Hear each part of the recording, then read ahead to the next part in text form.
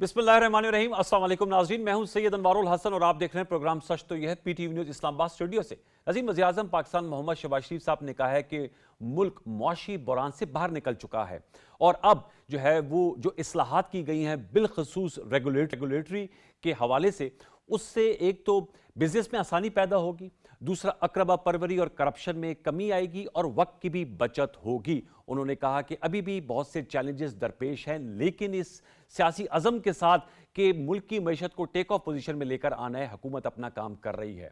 सियासत की अगर हम बात करें तो आज पाकिस्तान तहरीक इंसाफ की जानिब से कोहाट में अपना पॉलिटिकल पावर शो किया गया, जिससे पीटीआई के रहनुमाओं ने जोशीले खिताबात किए। वज़ीर आला खैबर पख्तूनख्वा सोहेल खान अफरीदी साहब ने कहा कि अडयाला जेल से बानी चेयरमैन पीटीआई का पैगाम आ चुका है, अब जब भी हम जाएंगे तो आज़ादी लेकर लौटेंगे, वगरना कफन की सूरत में वापस आएंगे। उन्होंने हुकूमत पंजाब की कारकर्दगी पर भी शदीद नुक्ताचीनी की। एक तो इस हवाले से जरूर हम गुफ्तगू करेंगे कि पाकिस्तान तहरीक इंसाफ की जानिब से जहां नई सियासी कमेटी तश्कील दी गई है और एक मुफाहिमाना लहजा अख्तियार किया गया, वहीं पर जलसे जुलूसों का सिलसिला भी जारी है और जिस किस्म की सख्तगीर तकारीर की गई तो उसके ऑब्जेक्टिव भी जाने की कोशिश करेंगे, क्योंकि आपके इल्म है कि रवां हफ्ते साबिक DGISI फैज़ हमीद साहब के खिलाफ सजा का फैसला और फिर ये हुकूमती वज़रा का बयान कि फैज़ हमीद से जो फैज़याब हुए उनके खिलाफ कार्रवाई होगी, ये इंदिया दे रहा है कि पीटीआई के लिए आने वाले दिनों में मुश्किलात बढ़ सकती हैं। आज हमने ये भी देखा कि प्रेसर की फॉर्मर गवर्नर सिंध इमरान इस्माइल ने और महमूद मौलवी साहब ने, जो कि पीटीआई के साबिक मेंबरान भी, और उन्होंने कहा कि पीटीआई को चाहिए कि वो इश्तियाल अंगेज़ी के बजाय जिसे कहते हैं वो सियासत करे जिसमें आप जो है वो लोगों के काम करें। तो इस सियासी सूरत हाल में प्रोग्राम के पहले हिस्से में हम इसका अहाता करेंगे कि मामला किस तरह से दिखाई दे रहे हैं। हमें ज्वाइन किया है जनाबे अहमद अवैस साहब ने। आप पाकिस्तान तहरीक इंसाफ के मरकजी रहनुमा हैं, स्काइप वीडियो लिंक पे हमारे साथ मौजूद हैं, आपका बहुत शुक्रिया। हमें ज्वाइन किया है कादर मंदुखेल साहब ने, पाकिस्तान पीपल्स पार्टी के मरकजी रहनुमा हैं, उनका भी बहुत शुक्रिया। समर बिलोर साहबा ने हमसे कमिटमेंट किए हैं लेकिन अब तक वो तशरीफ नहीं ला चुकी। हम कोशिश करेंगे उनसे रब्ता हो जाए, वगरना फिर PMNL के किसी और रहनुमा का नुक्ता नज़र आपके सामने लेकर आएंगे। मैं गुफ्तगू का आगाज़ अहमद अवैस साहब सर आपसे करूँगा। लास्ट संडे भी हमारी गुफ्तगू हुई और आपने कहा कि PTI जो है वो मुज़ामत नहीं मुफाहमत की राह जो है उसको तरजीह देती है। जो आज खिताबात हुए, ऐसा लग रहा था जैसे अली अमीन गंडापुर साहब की ज़बान बोल रहे हैं सोहेल आफरीदी साहब के, जब जाएंगे तो फिर वहाँ या तो आज़ादी लेकर लौटेंगे या फिर जो है वो कफन में वापस आएंगे। क्या ये अपने क्राउड को या जो आपके वर्कर्स हैं उनको जो है वो पुरजोश रखने के लिए ऐसी तकरीर की जा रही हैं? क्योंकि इसका हासिल हसूल अभी तक पीटीआई को कोई हुआ नहीं है। 26 नवंबर को भी यही कहकर मरो या मारे जाएंगे गंडापुर साहब आए थे, उसके बाद के वाकयात आपके सामने हैं, नए वजीर आला आए हैं, उनकी भी तवज्जो जो है लगता है इस तरफ ज़रा ज़्यादा माइल है, हर इतवार को एक जलसा जो है वो अनाउंस कर देते हैं। अहमद अवैस साहब।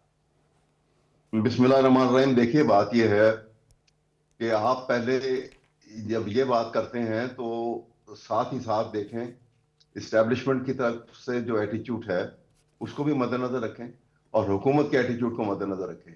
वो किसी बातचीत करने को गुरेजा है। ऐसा लगता है कि एक खौफ में मुब्तला है कि इमरान को बात करेंगे और शायद इमरान किसी नतीजे में अगर कोई बाहर आ जाता है या कोई ऐसी बात है तो फिर पता नहीं इनका क्या बनेगा, इसका एक खौफ है। इसलिए नेशनल इंटरेस्ट को तो बाला ताक रख दिया है उन्होंने, बिल्कुल। और DGISPR ने जो दिया प्रेस कॉन्फ्रेंस की थी उसमें जो जुबान इस्तेमाल की हुई है, वो जुबान अगर आज ये यूनिफॉर्मिटी अगर क्रिएट करें तो उनको उनके ऊपर भी उसी तरह से कार्रवाई होनी चाहिए जैसे फैज हमीद के ऊपर हुई है। लेकिन आने वाला कोई करेगा, फिर ये नहीं करेंगे तो ये सर तो ये तो आप जितना बात इन्होंने कर पुरानी हो दिया गई ना, तो आपने लास्ट संडे भी DGISP की प्रेस पे कमेंट किया था ना, अब तो जी। सजा आ गई ना फॉर्मर अब DGISI की। अब मैं अगली बात ये कर रहा हूं कि जो सूरत हाल है वहां पर, जब ये बातचीत के ऊपर भी तैयार नहीं होते हैं और अपने गिरबानों में झांक के तो देख चुके हैं कि हालात क्या हैं उनके, और जिसको कहते हैं कि जी वो इकोनॉमिक क्राइसिस से बाहर निकल आया है, बैलेंस ऑफ पेमेंट आप देखिए तो उसे किस कदर खराब हो चुकी है कि ऐसा लगता है कि किसी वक्त जो है रुपया जो है फर्दर डिवैल्यू हो जाएगा। तो कहाँ पे ना इंडस्ट्री लगी ना सर वो तो इन्वेस्टमेंट हुई। गवर्नमेंट की उनसे पूछूंगा, मैं पूछ रहा हूं कि जो आप लोगों का तर्ज तखातब है साबिक चीफ मिनिस्टर का, मौजूदा का, वो वही लाइन टोक कर रहे हैं, ये अपने क्राउड को पुल अप करने के लिए करते हैं, या ये मतलब इसका कोई फायदा होता है इस पॉलिसी का आपको अभी तक? देखिए ना, फायदा की बात यह है कि जब आप ऑपोजिशन में हैं और इस तरीके से उनको धकेल के ऑपोजिशन में ले आए हुए हैं, एक मेजोरिटी पार्टी को, बड़ी पार्टी को, हम्म। तो वो स्वाय प्रोटेस्ट करने के उसके पास रास्ता क्या? और कानून तो वैसे माइनस हो गया पाकिस्तान में, ना आइन रहा ना कानून रहा। बाकी अब प्रोटेस्ट है, एक के पास ताकत है, एक के पास सिर्फ जुबानी प्रोटेस्ट नहीं कर सकते हैं ना, और तो उनके पास कोई ऐसी ताकत तो नहीं कि उनके मुकाबले में खड़े हो जाएंगे। तो वो जो नई सियासी कमेटी बनाई है, वज़ीर आला तो उसका हिस्सा है, ये तो एग्जेक्टिव आर्म है ना, पीटीआई की हुकूमत चला रहे हैं खैबर पख्तूनख्वा में। जो 23 रुकनी सियासी कमेटी बनाई है, ये तो उन्होंने तय करना है, जो हम कल उसके टीओआरस पढ़ रहे थे कि क्या पॉलिसी बयानात होंगे, क्या पार्लिमानी विंग्स को कैसी हिदायत दी जाएंगी। ये तो सलमान अकरम राजा, बैरिस्टर गौहर, उनकी लबो लहजा फ़र्क है, और सुहेल आफरीदी साहब और दीगर जो शफी जान और जो दीगर मुकर्ररीन है, जुनैद अकबर, उनका लबो लहजा फ़र्क है। ये अब पब्लिक जलसे के अंदर लेवल है, तो आपने किसके फर्क देखे हैं? जो इनके भी, नून लीग के भी आप पीछे चले जाइए और देखते जाइए कि इनके भी लबू लहजा जो है पब्लिक जलसे के अंदर, तो वो अजीबोगरीब भी होते हैं।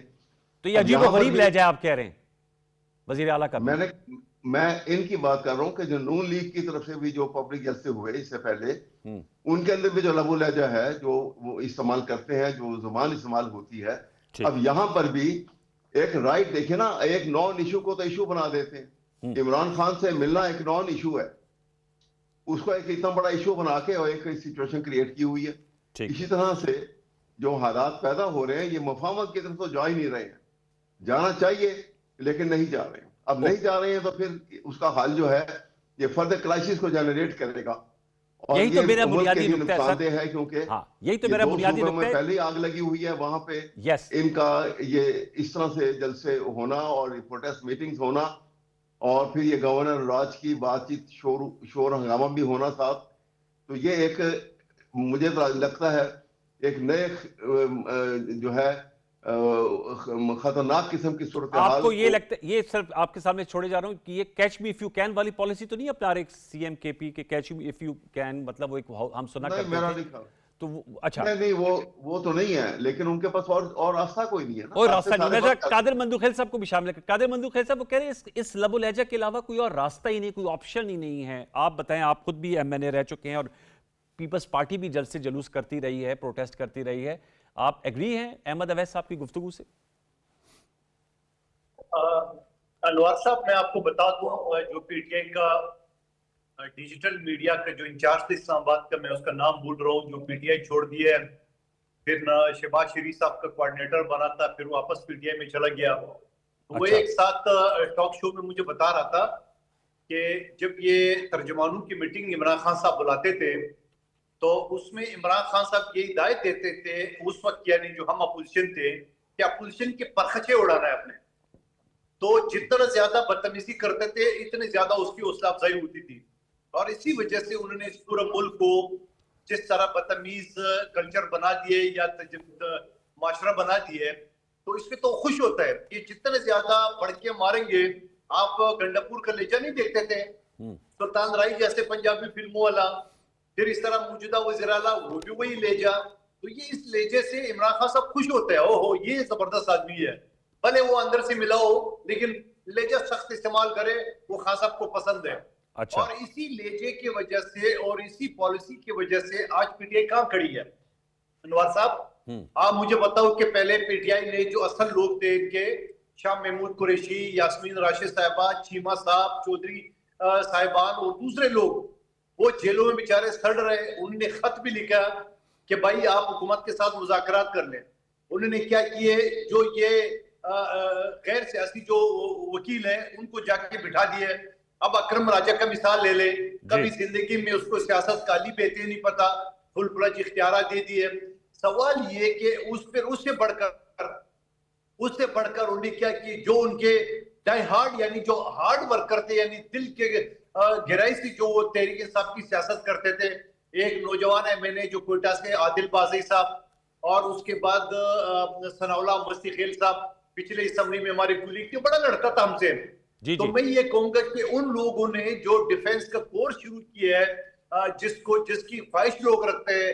ठीक। मैं मुख्तसर टाइम के लिए एमएनए रहा हूं, लेकिन मैंने बड़ी कोशिश की है कि मैं भी पाकिस्तान का डिफेंस सिस्टम जानूं कि होता कैसा है।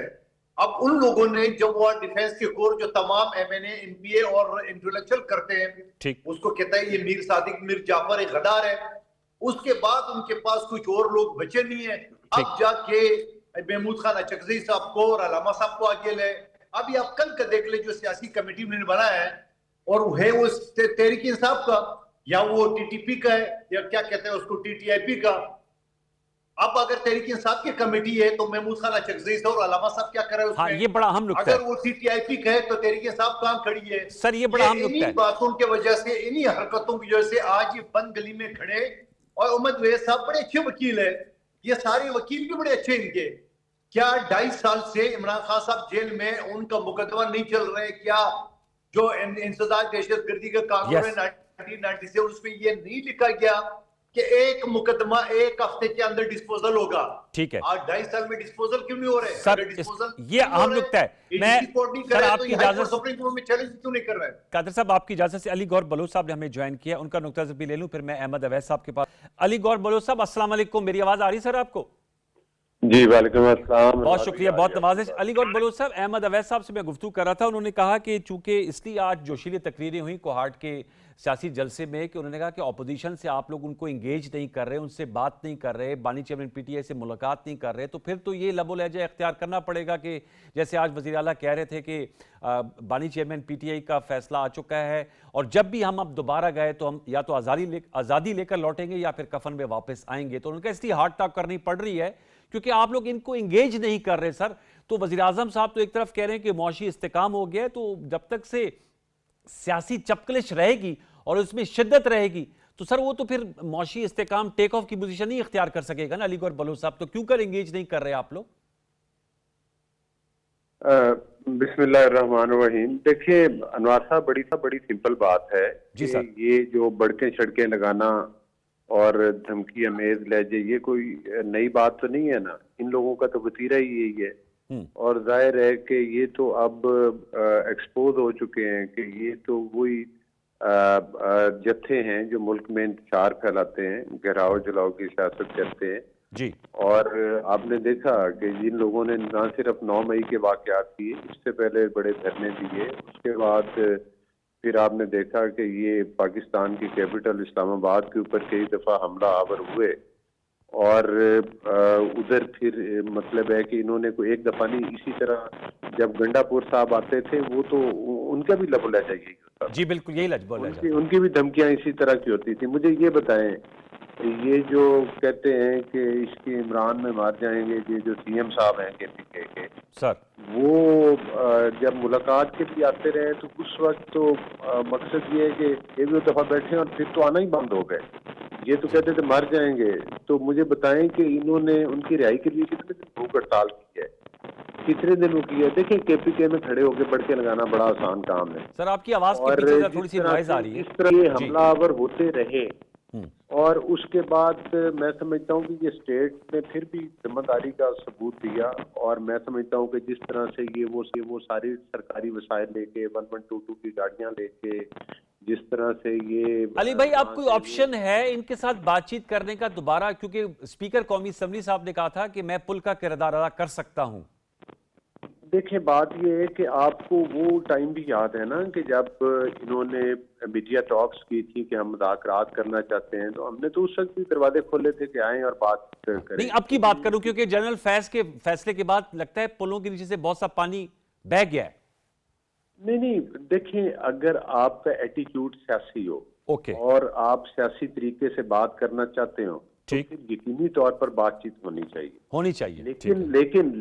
लेकिन जिस तरह से इनके रवैये, मुझे ये बताएं कि जब इनकी बहन को मुलाकात की इजाजत दी गई जी, तो उसके बाद फिर इन्होंने जो बाहर आकर सोशल मीडिया के जरिए जिस किस्म की बेहुदा गुफ्तगू शुरू की, जिस तरह से रियासती इदारों को टारगेट किया, जिस तरह से फील्ड मार्शल आसिम मुनीर को इन लोगों ने टारगेट किया, वो किसी ढका छुपा हुआ तो नहीं है। हाँ ये बात है। तो मकसद ये है कि फिर आप बताएं कि क्या इन लोगों के साथ गुफ्तगू करनी चाहिए? देखिए गुफ्तगू सियासी लोगों से सर फिर ये सियासी चपकलश खत्म जो- कैसे होगी ना, जो सवाल तो ये शर- पैदा होता है फिर। जो शरपसंद जत्थे हों, जो शुहदा का तमस्खुर उड़ाते हों, जो अपने अफवाज के हक में दो अल्फाज बोलने की बजाय वो सिपाही जो हमारी सरहदों की हिफाजत कर रहे हैं, ठीक। उनके उनके हक में ये दो लफ्ज आप बताएं कि बानी पीटीआई की तरफ से कोई एक बयान आया जेल के अंदर से? सिर्फ जला देंगे, घेर लेंगे, मार देंगे, ये ठीक। कर देंगे, वो कर देंगे, इसके अलावा इनकी ये सियासी तरीका तो नहीं है ना, ये ओके। तो शरपसंदी है। ठीक है। और शरपसंदों का जो है वो मतलब है कि उनके साथ भी जाहिर है रियासत और हुकूमत का निपटने का एक मुख्तलिफ लेकिन तरीका सर वो असल में आप कह रहे हैं जत्थे हैं, लेकिन वो अब एक सूबाई हुकूमत भी इनके पास है। जरा मेरे साथ रहिएगा अली गौहर साहब, मैं जरा उनसे भी जवाब नहीं, लेता वो हूं। एक अलग बात है और मैं समझता हूँ कि अगर इनका यही वतीरा रहा तो वो फिर हुकूमत से भी हाथ धो बैठे। तो उसी के तो खदशे का इजहार कर रहे थे अहमद अवैस साहब कि ये जी गवर्नर राज लगाने की धमकी भी दे रहे हैं, इसलिए वजीर आला जो है वो जरा धमकी जोशीला नहीं है, खिताब कर रहे थे। वो काम प्रैक्टिकली हो जाएगा अगर इनका यही तरीका प्रैक्टिकली हो जाएगा। हाँ, अगर अच्छा, इनका ये वतीरा जरा- यही रहा, ये तरीकाकार रहा तो वो प्रैक्टिकल वो धमकी नहीं है, उसकी आइन में गुंजाइश है। जी जी वो तो मुझे मालूम है, वो आइन उसकी इजाजत देता है, कोई गैर आइनी काम तो नहीं करना। लेकिन वो 2 महीने के लिए होता है ना, 18वीं तरमीम के तहत जब आप लोगों ने किया था वो 2 मंथ्स के लिए होता है। जाहिर है आइनी तरीके से ही होगा, आगे एक्सटेंड भी हो सकता है, वो एक ठीक है अलग सर, जरा मैं अहमद अवैस साहब मेरे साथ रहेगा। अहमद अवैस साहब, सर आपसे जानना चाहूंगा, ये तो उन्होंने जो एक तो अली गौहर बलोच साहब ने कहा कि अगर इस तरह का तर्ज अमल रहा तो फिर जो आप जिस खजार करें उनका गवर्नर राज फिर खर्चा नहीं वो लग जाएगा। दूसरा सर ये जो नुक्ता उठाया कादिर मंदुखेल साहब ने कि आज वज़ीर आला साहब ने ये भी कहा कि महमूद अचकज़ई साहब और राजा नासिर अब्बास साहब वो जो गो हेड देंगे ईदर फॉर डायलॉग और फॉर ये धरना या इस्लामाबाद पे चढ़ाई, तो दोनों ऑप्शंस के लिए हम तैयार हैं। तो इसका मतलब है कि प्रैक्टिकली स्पीकिंग अब आप लोगों ने जो डिसीजन मेकिंग है वो पीटीआई के बजाय तहरीक तहफ़्फ़ुज़ पाकिस्तान के जो ओहदेदारान हैं, महमूद अचकज़ई साहब हमारे लिए मोहतरम है और राजा नासिर अब्बास साहब, उनके हवाले कर दी है। अहमद अवैस साहब देखिए, बड़ी बच्चों वाली बात आप सवाल कर रहे हैं ना। क्वेश्चन ये है, जो इनकी लीडरशिप थी उनके ऊपर तो झूठे आपने किसी ने किसी को 10 साल कैद सुना दी, किसी को कितनी कैद सुना दी, और वो बेचारे अंडरग्राउंड हो ये गए। तो आपके चेयरमैन फिर क्या हैं और गिरफ्तार सेक्रेटरी हो गए। जनरल बैरिस्टर गौहर साहब क्या है? अगर वो तो पाबंदे सलासल नहीं है ना सलमान अकम नहीं राजा, तो वो है ना, तो वो तो है, चेयरमैन तो है वो। ये तो फैसला महमूद अचकज़ई साहब करेंगे। क्या क्या क्या हर्ज है? एक मैच्योर आदमी है, ठीक है, इनका इनके इनकी निस्बत वो बहुत एक्सपीरियंस आदमी है।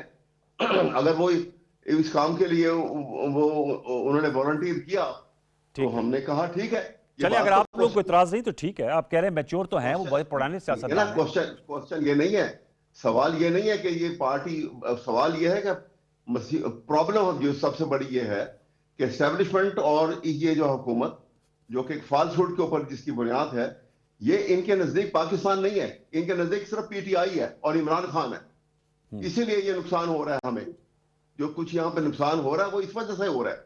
अभी ये बात कर रहे थे बलोच साहब भी जो बात कर रहे थे कि जी वो ये नहीं कहा और उन्होंने ये नहीं कहा।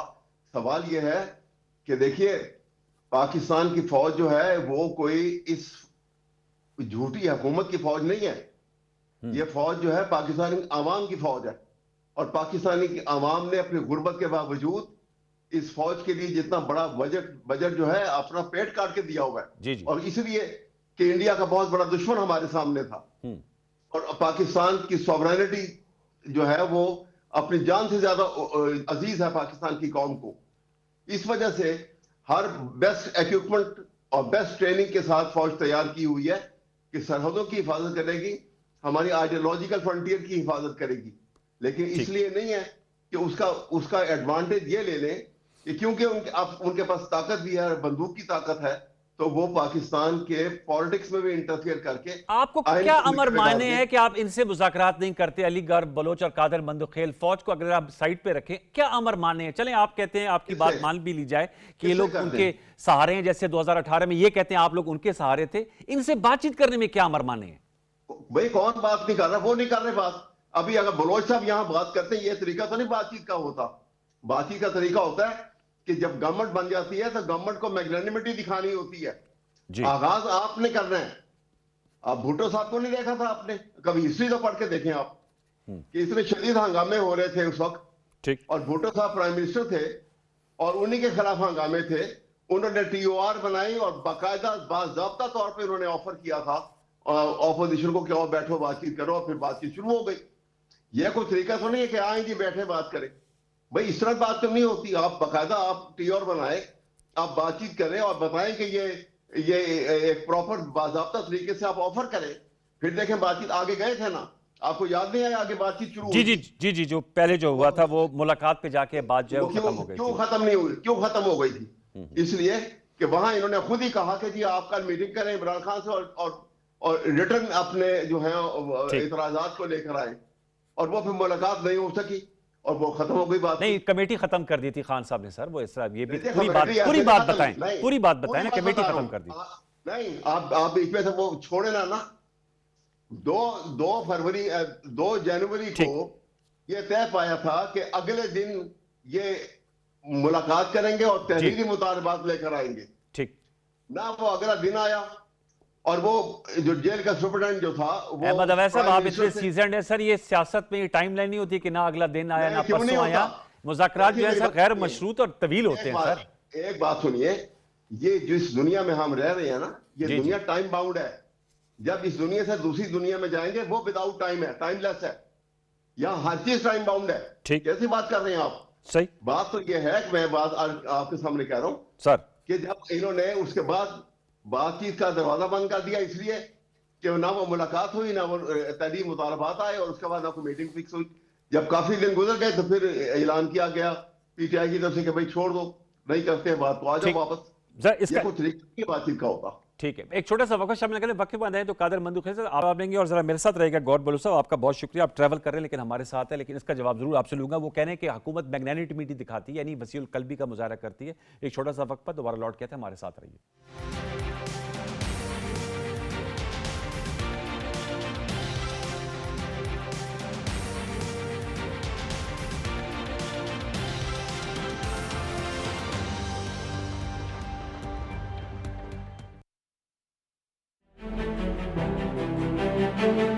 ज़ियाबितस या शुगर एक दायमी मर्ज है जिसमें जिस्म खून में ग्लूकोज को मुनासिब तौर पर इस्तेमाल या कंट्रोल नहीं कर पाता। उसकी बुनियादी वजह इंसुलिन की कमी, उसकी खराबी या उसके असर में रुकावट है। इंसुलिन लबलबा बनाता है और यही खून में ग्लूकोज की सतह को मुतवाजन रखती है। ज़ियाबितस की 2 बड़ी अकसाम है। टाइप 1 जिस्म इंसुलिन बिल्कुल पैदा नहीं करता। टाइप 2 इंसुलिन तो बनती है लेकिन मौसर तौर पर अपना काम नहीं करती। ये अक्सर मुनासिब ग़िज़ा, बाकायदा वर्जिश और अद्वियात से काबू में आ जाती है। पाकिस्तान ज़ियाबितस के मरीजों की तादाद के लिहाज से दुनिया में तीसरे नंबर पर है और हर 4 में से 1 पाकिस्तानी इस बीमारी का शिकार है। इसके नुमाया असबाब में मोटापा, गैर मुतवाज़न ग़िज़ा, ज्यादा मीठा और चिकनाई का इस्तेमाल, वर्जिश की कमी, कज़न मैरिजेस और दीगर मौरूसी अवामिल शामिल हैं। अहम अलामात में बार बार प्यास लगना, गैर मामूली भूख, वजन में कमी, थकावट, नजर की कमजोरी और जख्मों का देर से भरना शामिल है। बरवक्त तशखीस, सेहतमंद ग़िज़ा, मीठी और चिकनाई वाली अशिया से परहेज, रोजाना वर्जिश, चहलकदमी और बाकायदा शुगर टेस्ट, ये अवामिल आपको ज़ियाबितस के खतरात से महफूज रख सकते हैं। मुहतात रहें, महफूज रहें।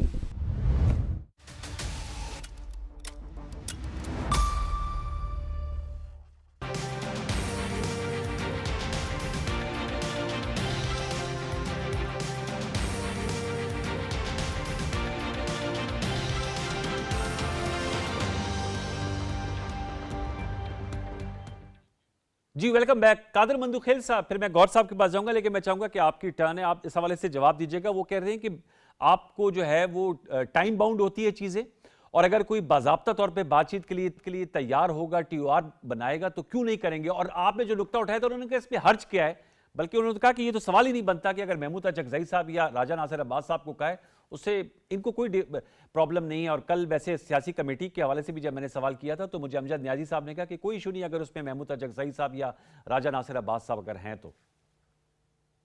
मंदूखेल साहब, देखिए अनवर साहब, पहली बात तो ये है कि ये PTI ने कमेटी बनाई और PTI की कमेटी में तो PTI के लोग होने चाहिए, तहरीक के तहफ़्फ़ुज़ पाकिस्तान की कमेटी में फिर सब होना चाहिए। तो ये तो PTI की कमेटी है। लेकिन सर उनको तो कोई PTI इतराज नहीं क्या- है ना, उन्हें कोई इतराज नहीं है ना।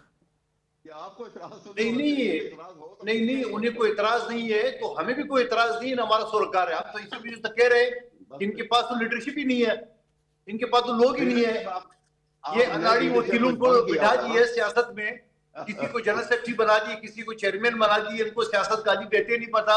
तो फिर यही होगा ना, अनाड़ियों के हाथ में जब सियासत आएगी तो फिर अच्छा। इसी तरह होगा ना, हाँ। कि पराये लोगों को जो ना अपने घर के चौकीदार बना लेते हैं।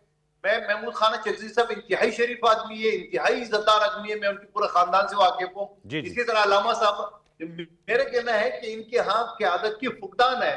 अब आपने सवाल किए कि सारे इस जेलों में ना सलमान अकरम राजा साहब जेल में, ना गौर खान साहब जेल में, न बाकी लीडरान जेल में, असद कैसर तो साहब सारे बाहर हैं। है। लेकिन सवाल ये कि इमरान खान साहब ने पीपल्स पार्टी को दी गाली, नून लीग को दी गाली, मौलाना साहब को दी गाली, माजी में महमूद खान चकजी साहब को दिए, अब जाके वो अपने लोगों पे बरस रहे हैं, इसको गद्दार डिक्लेयर कर रहे हैं। तो उनके पास तो है ही नहीं कोई लोग। और दूसरी बात मैं ये कहना चाह रहा हूँ, जो कह रहे प्रॉपर रेल, क्या आपको याद नहीं है 8 फरवरी के इलेक्शन के बाद हमारी सीनियर खुर्शीद शाह साहब ने इनको ऑफर किया है कि आप आइए, अब आपको गैर मशरूत तौर पे आपको सपोर्ट करते, आप वज़ीर आज़म बनाए। ये नालायकों का टोला है। अगर ये नालायक नहीं होते, आज अगर इनका वज़ीर आज़म होता तो क्या फॉर्म 45-47 की इंक्वायरी नहीं खुलती? क्या ये जो 9 मई की इंक्वायरी की बात करी कि वो नहीं होता? क्या ये जो ऑपरेशन के या फलां के खिलाफ ये चीजें होती? तो इनको तो यहाँ तक उनको नहीं पता कि एक आदमी कहता है हम गैर मशरूत तौर पे आपको ऑफर करें, वो कह रहे नहीं। और सवाल ये, उसके बाद जाके ज्वाइंट सेशन से खिताब पे आसिफ अली जरदारी साहब ने ऑफर किए, मेरे जैसे कारकुनों ने कई टॉक शो में इनको ऑफर किया, आइए बैठे। तो ऑफर और क्या होता है? फिर सवाल ये, फिर हुकूमत ने इनको ऑफर किए, हुकूमत के साथ ये बैठे कमेटी, जब हुकूमत के साथ बैठे तो मौलाना साहब के साथ जो बातचीत चल रही उस बेचारे को साइड पे छोड़ दिया और हुकूमत के सामने वन पॉइंट एजेंडा रखा, खान को रिहा करो। ना उनको रोटी, ना कपड़ा, ना मकान, ना अमन अमान, ना कुछ भी नहीं चाहिए, खान को रिहा कर दो। और फिर जब उसके बाद हुकूमती कमेटी ने कहा कि आप लिख के दे दो, तो बकायदा लिख के दिए खान को और बाकी असीरान को रिहा कर दो। उसमें बोले हमारे आदमी तो नहीं है, ये तो अदालतों के हाथ में है। तो अब फिर शंदाना गुलजार की और शरियार अफरीदी का बयान रिकॉर्ड पे है, खान है तो पाकिस्तान है। ये इन्हीं बातों से, इन्हीं जज्बाती बातों से, बल्कि मैं कहता हूँ बेवकूफाना बातों से आज ये बंद गली में खड़े। अब आप मुझे बताओ 26वीं तरमीम में फिर भी इनकी जरूरत थी, 27वीं में तो इररिलेवेंट हो गई है। और फिर मैं बता रहा हूँ कि ऐसे पार्लियामेंट का साबका मेंबर की हिस्से से सारी कानून साजी तो होती है कमेटियों में, कमेटियों से उन्होंने इस्तीफा दिए, असेंबली में क्या करेंगे, कागज फाड़ेंगे, नारे लगाएंगे, और है क्या असेंबली में। तो सवाल ये कि इनकी अकल, इनकी सियासत यहाँ तक है, माजी में असेंबली से इस्तीफा दिए, फिर आज असेंबली को कमेटी से इस्तीफा दे दिए, अब ये इररिलेवेंट हो चुका है। और फिर मैं एक और बात बताऊं, शौकत सबसे जो इनका साबका वजीर इत्तलात के पख्तूनख्वा के, उन्होंने मेरे साथ और यूट्यूब में मौजूद है वीडियो कि मुझसे डिप्टी कमिश्नर ने एफिडेविट मांगा, रिजल्ट दूंगा। हमारे पीटीआई के 30-40 लोगों ने एफिडेविट दिया है। तो आपके तो अंदर के लोग सारे मिले हुए नून लीग के साथ, आपके अंदर के लोग सारे मिले हुए इलेक्शन कमीशन के साथ। तो सवाल ये कि इनकी हाँ क़यादत को फुकदान है, ये ना जज्बाती नारे लगाएंगे। सोहेल अफरीदी साहब गंडापुर की तरह वो भी 1.5 साल निकालेगा, उसके बाद बोला यार मैं फेल हो गया हूँ, नहीं हो सका, फिर खान जेल से हुक्म करेगा, किसी और को बनाएगा, तब तक जो है ना वो पानी सर से उतर चुका होगा। 2 साल गुजर गए, 2.5 साल गुजर गए, खान साहब जेल में। ये मुकदमा लड़ने के बजाय ये सिर्फ बातें करते हैं, टॉक शो में जो बातें करते हैं और जैसे जुलूस में गालियां गलोच करता है, सोशल मीडिया पे आपका नुक्ता है कि इनकी क़यादत पास है क्या?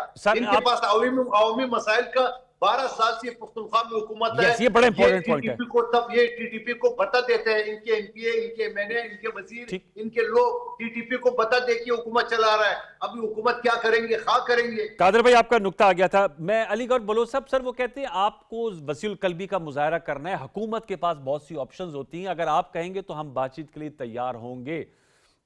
तो मैं आपसे जानना चाहूंगा कि अब जो है, जो फैसला आया है जिसकी बाज़गश्त सुनाई दे रही है, और ये बाकायदा हुकूमती वज़रा की जानिब से आया कि जो फैज़ हबीब से फैज़याब हुए उनके खिलाफ कार्रवाई होगी। और ISPR के एलामिया में भी जो आखिरी पैराग्राफ है कि जो सियासी गठजोड़ था, जो जिससे अदम इस्तेकाम पैदा, उसकी तहकीकात अलग हो रही हैं। तो हुकूमत जो है वो किन खतूत पे अब सोच रही है, मैं चाहूँगा इस हवाले से बताएगा। क्या इनको दोबारा से ऑफर दी जाएगी? स्पीकर साहब ने तो कहा है या फिर अभी आप वो जो कार्रवाई है उसका इंतजार किया जाएगा कि वो अपने मंतकी अंजाम को पहुंचे और फिर जो है वो मामलात को देखा जाए? देखिए, गुजारिश ये है कि वो जो इस वक्त सूरत हाल है वो बड़ी सिंपल है कि ये लोग कहते हैं कि हम स्टैब्लिशमेंट से बात करेंगे। जाहिर है वो फौज की तरफ से तो कई दफा ये इस बात की तरदीद आ चुकी है कि हम किसी पॉलिटिकल पार्टी से बात की, हमारा काम सियासी पार्टी से गुफ्तगू करना नहीं है। और क्योंकि उसकी बुनियादी वजह ये है कि जनरल पाशा, जनरल जहीरुल इस्लाम और वो चीजें इनको नहीं भूलती और आरटीएस सिस्टम इनको नहीं भूलता। ये अब भी उसी चीज के मतलाकी और इनका एक ही एजेंडा है। अब क्योंकि जिस फैसले का आपने जिक्र किया है वो फैज साहब को अब सुराह हो चुकी है और जो लास्ट पैराग्राफ का आपने जिक्र किया है अब उसके ताने बाने जो हैं वो बनी पीटीआई की तरफ जा रहे हैं। और ये भी सुनने में आया है जिस तरह वाडा साहब के बयान आए और वो ये भी हो सकता है कि वो इस्लामाबाद मामला बन जाए, हो सकता है। अच्छा, तो अब इन उस घबराहट में ये सारा कुछ आपको ये फिर एक दफा जो हमलावर होने की बात के ऊपर प्लानिंग कर रहे हैं, तो उसकी मतलब है कि यही वजह है कि ये उस घबराहट के आलम में, क्योंकि अब इनको जो है वो मतलब है कानून का शिकंजा जो है वो बाकी पीटीआई के मजीद तंग होता हुआ नजर आ रहा है इस वजह से। और इसी वजह से ये इस किस्म के रियासत मुखालिफ बयानात, रियासत के ऊपर फिर हमलावर होने की धमकी, फिर वही अली भाई कतकलाई माजिद आपको दोबारा कनेक्ट करते हैं सर, दोबारा इनको प्रोड्यूसर साहब कनेक्ट कीजिएगा ताकि आवाज़ का थोड़ा सा वो, इतने में मैं अहमद अवैस साहब से जानने की कोशिश करूंगा। अहमद अवैस साहब, आपकी जो क़यादत है उसका फुकदान है जो कादिर मंदोखेल साहब कह रहे थे और अली गौर बलूच साहब जिनकी बात में समझ सका कि आप लोग इस्टेब्लिशमेंट से मुज़ाकरात करना चाह रहे हैं, वो आपसे बातचीत करने के में इंटरेस्टेड हरगिज़ नहीं है, बल्कि उन्होंने तो बड़ा इजहार नाराज़गी भी किया कि जो खान साहब की ट्वीट्स आती हैं, जो भी उनका पीटीआई ऑफिशियल, लास्ट टाइम मैंने आपसे पूछा था आपने कहा हमें नहीं मालूम वो कौन हैंडल चलाता है, उनका एक्स हैंडल। वैसे आज इमरान इस्माइल साहब जिनका आपने लास्ट संडे कहा था कि वो भी क़यादत थी, और मौलवी महमूद, वो कह रहे हैं आप लोगों की खिदमत की तरफ, सियासत की तरफ बढ़े, इश्तियाल अंगेज़ी ना करें। ये आदिल राजा जो है वो अपने सब्सक्रिप्शन के चक्कर में जो है उस मटेरियल को इस्तेमाल करता है जो बाकी यूट्यूबर्स हैं। तो मैं आपसे जानना चाहूँगा सर, अब जो नई 23 रुकनी कमेटी बनी है उसको मौका देना चाहिए कि असद कैसर साहब हैं या उसमें महमूद तजकजई साहब हैं, राजा नासिर अब्बास साहब है, कि वो टोन सेटअप करें, ना कि आपकी जो लीडरशिप जिनको आप खुद कह रहे हैं कि वो आप इसके अलावा क्या कर सकते हैं तल्ख और तुंद तेज बयानात के अलावा। देखिए, सवाल ये है कि बड़ी अचंभा की बात लगती है कि जिस वक्त पीपल पार्टी और उसके बाद अभी बलोच साहब जो हैं, जब वो कानून और कॉन्स्टिट्यूशन की बात करते हैं, क्योंकि इनकी कोलिशन ने जो गवर्नमेंट बनी, एक एस्टेब्लिशमेंट जिसकी खालिक है, और ये हुकूमत जिसमें कोलिशन में पीपल पार्टी भी और ये नून लीग भी शामिल है, ये उसकी मखलूक है। तो इन्होंने जिस फाल्सहुड के ऊपर, झूठे इन्होंने ओथ के ऊपर और झूठे रिजल्ट्स के ऊपर जो हुकूमत बना के बैठ के पार्लियामेंट में, तो सबसे बड़ी धांधली तो ये है और सबसे बड़ा पाकिस्तान को नुकसान तो ये है, जिसको कहते हैं कि जी परखचे उड़ा दिए। मुल्क के निजाम के परखचे तो इस तरह उड़े हैं कि जहाँ आईन ही इस काबिल नहीं रहा कि जिसको इस्तेमाल किया जा सकता है, आईन को तो आपने लपेट के एक तरफ कर दिया। अब उसके बाद आप सर इस बयानिए के साथ आप समझते हैं कि बातचीत हो सकती है, इस बयानिए के साथ जो अभी आपने बयान किया? भाई वो बातचीत के लिए जो तरीकेकार होता है वो नहीं हो रही। नहीं, लेकिन अगर होनी होती, देखिए मेरी बात सुने सर, जब पहली दफा इमरान खान ने वो 6 रुकनी टीम बनाई थी, जो अडयाला जेल से निकल के जब बाहर गई थी, तो उसी वक्त गिरफ्तार कर लिया था 6 लोगों को। यह तरीका बातचीत का तरीका है? ये बातचीत तो करना खुद नहीं चाहते हैं।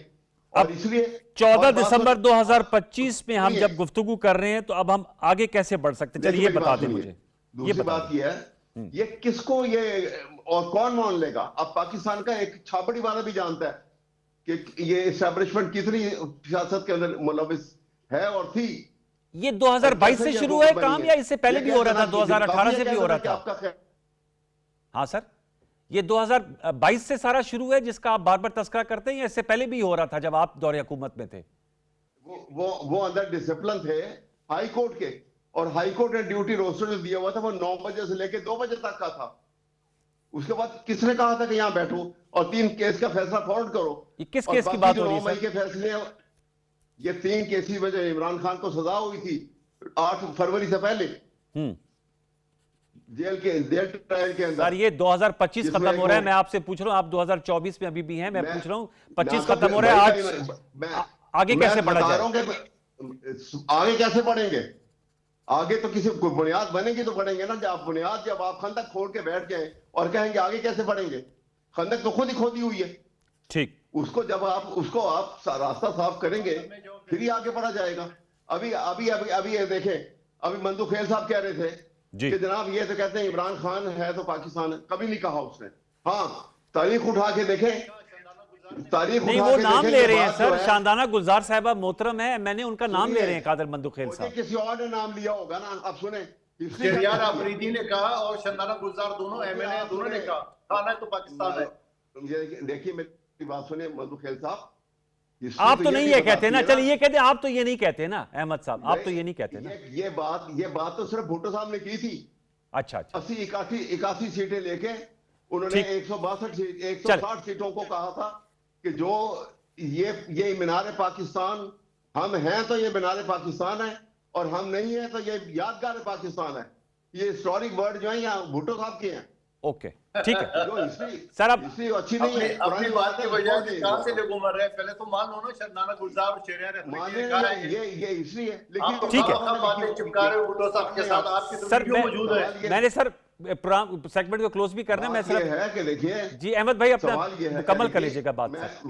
मैं बात ये कर रहा हूँ आपके सामने सर कि पुरानी बातों को जब तक भुला के Yes. अगले स्टेप लेने के लिए कंसिलिएशन का एक रवैया नहीं Yes. अख्तियार करेंगे। ये मेरी बात हम है, एक क्लॉज टेबल बैठे और बैठ के मसले को हल करें। मसले मैं को तो हल करें बार-बार सर, ये इसी कह पे रहा स्टे ऑन दिस पॉइंट। यही जो मैं आपको बार बार, मेरे तो तकरार भी यही होती है कि पुरानी बातों को भुला के आगे के लिए मसले को हल करें। अलीगढ़ बोलो साहब, वो सर आपने बात, वो कहते हैं पिछली बातों को छोड़कर अगली अब मामलात के हल के लिए अब से बढ़े आगे।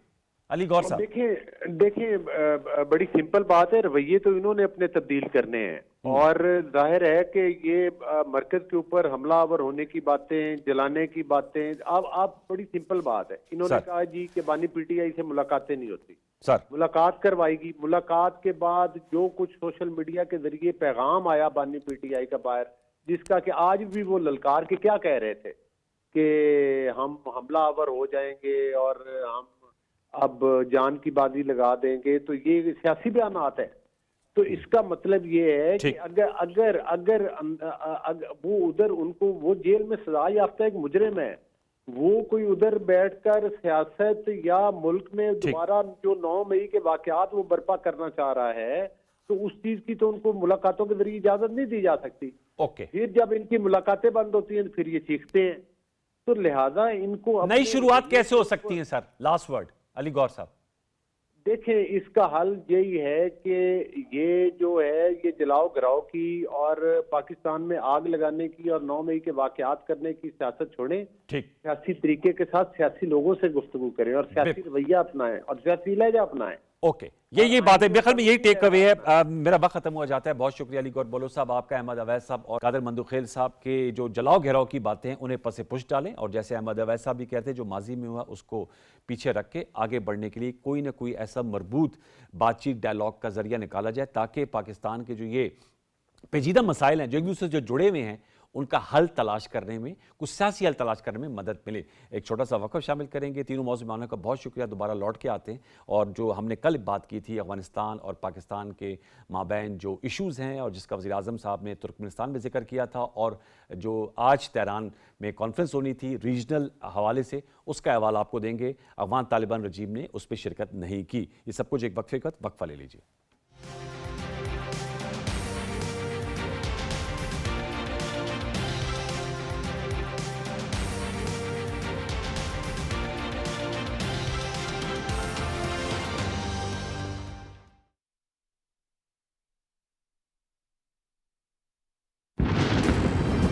बारबरोसा की फिक्र करने की जरूरत नहीं है मुझे, क्योंकि मैं जानती हूँ कि वो अपना हर काम कितनी महारत से अंजाम देता है। फौरन गिरफ्तार कर लो इस जासूस को। आगे मत बढ़ना। मुराद और जासूस, उसे तो पढ़ना लिखना भी नहीं आता। वो 10 रुकनी कमेटी दरअसल एक फिरका है बारबरोसा। मुझे ये खातून अच्छी लगने लगी है। मुझे भी। बारबरोसा ने कहा था कि हेनरी को आजाद कराकर वो आपके पास लेकर आएगा। ये धमाके की आवाज कहाँ से आएगी? कौन हो तुम लोग? हमला करो शेरों!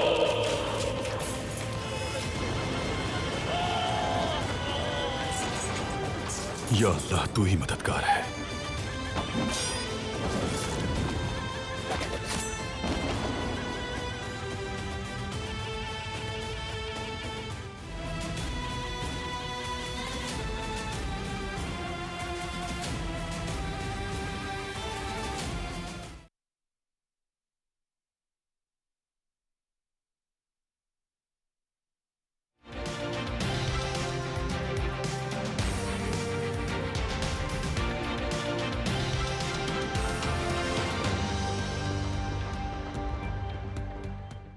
Welcome back viewers. हमें ज्वाइन किया है honourable farmer foreign secretary George Salim साहब ने। सर, आपका बहुत शुक्रिया प्रोग्राम सच में वक्त देने का। और मुझे ज्वाइन किया कुर्बान बलूच साहब ने, सीनियर जर्नलिस्ट एनालिस्ट हैं, आपका भी बहुत शुक्रिया।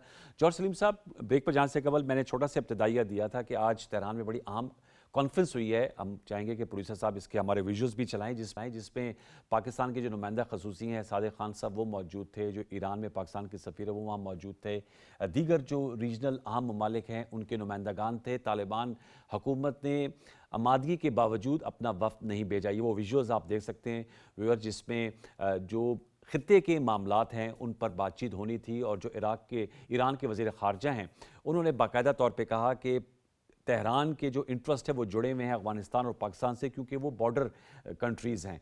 तो वो भी चाह रहे हैं कि दोनों के दरमियान जो हैं वो मामलात जो हैं वो सुलझ जाएँ। पाकिस्तान की जानिब से तो बहुत वाज़ेह तौर पे कहा गया है, चाहे वो इस्तांबुल मुज़ाकरात हो, दोहा मुज़ाकरात हो, लेकिन वहाँ से जो है वो कोई मुस्बत जवाब नहीं आ रहा। तो जॉर्ज सलीम साहब, आज उनके वफ़द ने शिरकत नहीं की, आप समझते हैं वो करनी चाहिए थी और ना करने की क्या वजह, जबकि उनके उलमा ने कहा है कि उनकी सरजमीन भी नहीं इस्तेमाल होगी और उनके अबूरे वज़ीर ख़ारजा ने भी कहा है कि हम ऐसा नहीं होने देंगे। फिर क्या वजह बनी कि उन्होंने शिरकत नहीं की आज की अहम कॉन्फ्रेंस में?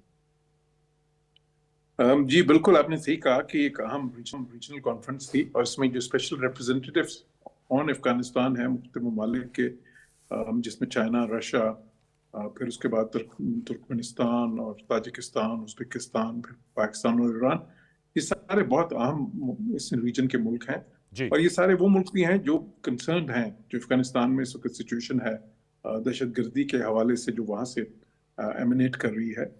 तो अब इस पे जो अफगानिस्तान ने जो इस पे कहा, जो उनके जो तर्जुमान ने कहा वो तो ये था कि जी हम बहुत से इस तरह के फोरम में शिरकत करते रहते हैं, ऑलरेडी हैं, तो हमारा ख्याल है कि एक और फोरम की ज़रूरत नहीं है। तो वो, लेकिन खैर वो कोई इतनी क्रेडिबल ये बात नहीं थी, क्योंकि अगर इतने ज़्यादा अहम मुल्क इकट्ठे हो रहे हैं और उनकी सबकी एक ही ज़ाहिर कोशिश और एस्पिरेशन है कि जी दहशतगर्दी जो सी है और उसको इस खित्ते से उखाड़ फेंका जाए उसको जड़ से, और जो है इसमें सिक्योरिटी बढ़ाई जाए, तो फिर अफगानिस्तान को तो इस पे एतराज़ नहीं होना चाहिए था। उनको तो बिल्कुल इसमें शिरकत भी करनी चाहिए थी, बल्कि गुफ्तो शनीद का हिस्सा भी होना चाहिए था। लेकिन उनकी जो इसमें अदम शिरकत है वो फिर एक सवालिया निशान है उनके उस अज़्म का, जिसका वो इजहार बारहा कर चुके हैं, और उस चीज़ की भी नफ़ी है जो आवाज़ें उन मुल्क के अंदर, अफगानिस्तान के अंदर, जिस आपने उलमाए कराम का जिक्र किया, बाकी भी अफगानिस्तान में देखें जो वहाँ के जो अवाम है वो भी दहशतगर्दी से नाला हैं, बिकॉज दहशतगर्दी का शिकार वो खुद भी हैं जी। और वो चाहते हैं कि अफगानिस्तान में अमन हो, सलामती हो, अफगानिस्तान डेवलपमेंट की तरफ जाए, वहाँ पे इकोनॉमिक जो सी है ग्रोथ हो। लेकिन वो सब कुछ नहीं हो सकता जब तक कि अफगानिस्तान जो है वो अपनी स्पेस दहशतगर्द तंजीमों पे तंग नहीं कर देता। ये सब कुछ नहीं हो सकता जब तक कि अफगानिस्तान जो है वो हिंदुस्तान के अज़ाइम को नहीं समझ सकता और वो एक्सप्लॉइट हो रहा है उनके हाथों। तो इसलिए जो है उनकी शिरकत तो बिल्कुल होनी चाहिए थी, लेकिन जो शिरकत ना करने की वजह बनी है, जैसे मैंने कहा जी, वो इतनी ज्यादा कन्विंसिंग ठोस नहीं है, कन्विंसिंग नहीं है। कुर्बान बलूच साहब, ये उस वक्त उनका फैसला सामने आया जो कि फॉर्मर फॉरेन सेक्रेटरी साहब ने बताया कि उनके जी हम ऑलरेडी बहुत से प्लेटफॉर्म्स और फोरम्स में मौजूद हैं, लिहाजा इसमें शिरकत की ज़रूरत नहीं है। ये उस वक्त आया है जब वज़ीर-ए-आज़म पाकिस्तान ने तुर्कमेनिस्तान अशकाबाद में जो आलमी अमन कॉन्फ्रेंस में कहा था कि दहशतगर्दी का ख़तरा जो है अफगानिस्तान की सरजमीन से उठ रहा है, इसको ख़त्म करने के लिए या काबू करने के लिए आलमी दुनिया को अपना किरदार अदा करना चाहिए। तो ये तो सुनहरी मौका था उनके लिए कि वो आ जाते और आके बैठ के बात करते। फिर जो उनके उलमाए कराम ने करारदाद मंजूर की है, वैसे तो फतवा आना चाहिए था, और जो उनके वज़ीर ख़ारजा ने कहा अमीर मुत्तकी साहब, तो वो उस बात को आके रिपीट कर देते। तो इसमें जी कुर्बान साहब, मैं समझता हूँ कि वो तो उलमा कराम ने, अफगानिस्तान के उलमा कराम ने खुद इतराफ किया कि दहशतगर्दी हो रही है और नहीं होनी चाहिए, अफगानिस्तान की सरजमीन किसी भी मुल्क के खिलाफ इस्तेमाल नहीं होनी चाहिए, वो तो उनका खुद इतराफ है। मैं समझता हूँ कि जो अफगान इंसानी है उनके फैसले अफगान अवाम की और अफगानिस्तान की रियासत के लिए कोई अच्छे नहीं है, मुस्बत नहीं है। आप दुनिया में और खित्ते में उसको मजीद आइसोलेट करते जा रहे हैं कि अब ये कोई जवाज नहीं है किसी फोरम में ज्वाइन न करने का, कि हमारे वैसे भी ताल्लुकात हैं और दो तरफा ताल्लुकात हैं, तो किसी फोरम पर हमें जाने की जरूरत नहीं है जहां खित्ते के 6 से 7 मेजर कंट्रीज बैठे हैं, उनके नुमाइंदे बैठे हैं और इस खित्ते में दहशतगर्द का खात्मा, अमन के लिए, तरक्की के लिए, खुशहाली के लिए और खित्ते की कनेक्टिविटी के लिए बहुत जरूरी है। वो जब तक आप बैठ के आमने सामने बात नहीं करेंगे, जो मसाइल है उनका हल नहीं ढूंढेंगे, तो यकीनी तौर पर ये मुश्किल है इस खित्ते में कि अमन हो। और मैं समझता हूँ कि अफगान इंतजामिया मोदी सरकार के जो इकदाम है उस पे वो पेशरू है, चल रहे हैं कि किसी मुल्क में नहीं जाना, किसी फोरम में नहीं जाना, क्योंकि वहां फेस टू फेस आपको जवाब देना पड़ेगा। जो खित्ते के ममालिक हैं, जो स्टेक होल्डर से जब पूछेंगे तो आपको जवाब तो देने पड़ेंगे, जो आपकी कोताहियां हैं, कमजोरियां हैं, तो उससे अवॉइड करने का ये कोई तरीका नहीं है जिससे खित्ते में अमन के लिए एक राह निकल रही है, तो वो राह निकलनी चाहिए, उस पर जाना चाहिए था। सर लास्ट में फॉरेन सेक्रेटरी साहब, लास्ट वर्ड, अब क्या सर आप देखते हैं अफगानिस्तान और पाकिस्तान के मामलात, आप समझते हैं स्टेलमेट है, ये कैसे खत्म किया जा सकता है, जमूद को कैसे तोड़ा जा सकता है?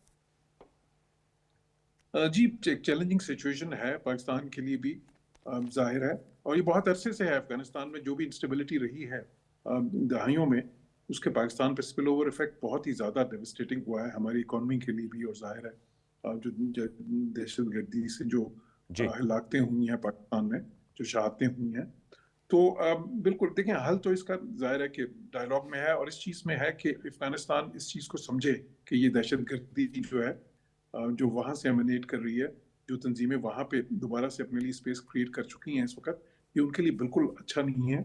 वो देखें यही चीज़ें हुई थी 9/11 से पहले, और फिर उसके बाद क्या नतीजा सबने देखा, पूरी वो तो अफगानिस्तान की पूरी अवाम ने भी बदकिस्मती से उनको कितनी मुश्किलात उसके बाद सहनी पड़ी, कितनी ज़्यादा गैर मुल्की फौज वहाँ पे रही और सारा कुछ तबाही और बर्बादी, तो उसका वो देजावू तो नहीं चाहेंगे। लेकिन अगर ऐसे ही है और they don't want history to repeat itself, तो फिर उनको जो है ना डायलॉग की तरफ एक तो आना है, दूसरा उनको जो सा एक रिस्पॉन्सिबिलिटी बेयर करनी है, बिकॉज देखें अगर वो एक नॉर्मल स्टेट के तौर पे रिकग्निशन चाहते हैं, नॉर्मल जो है ना रिजीम के तौर पे रिकग्निशन चाहते हैं, और एक नॉर्मल सोसाइटी और इकोनॉमी क्रिएट करना चाहते हैं, तो फिर उनको वो नॉर्म्स जो हैं और वो ऑब्लिगेशंस भी पूरी करनी होगी, जो कि एक स्टेट का और एक हुकूमत का जो है वो खासा होता है। बिल्कुल सर, बिल्कुल तो इसलिए मेरे ख्याल बिल्कुल जी सर, आपने बिल्कुल दरिया को कूजे में बंद कर दिया। Thank you so very much आपका जौहर सलीम साहब, आपने हमारे साथ गुफ्तगू की। कुर्बान वाले साहब आपका शुक्रिया। सूनर द बेटर, अगर अफगान तालिबान रजीम ये रियलाइज़ कर ले तो उनके लिए बहुत बेहतर है, खित्ते के लिए बेहतर है। प्रोग्राम सच का इस पहले अपने अख्ताम को पहुँचता है। मुझे सैयद अनवारुल हसन और सच की प्रोडक्शन टीम को इजाज़त दीजिए। नेक्स्ट वीक आपसे दोबारा मुलाकात होगी, तब तक के लिए अल्लाह ने के बाद।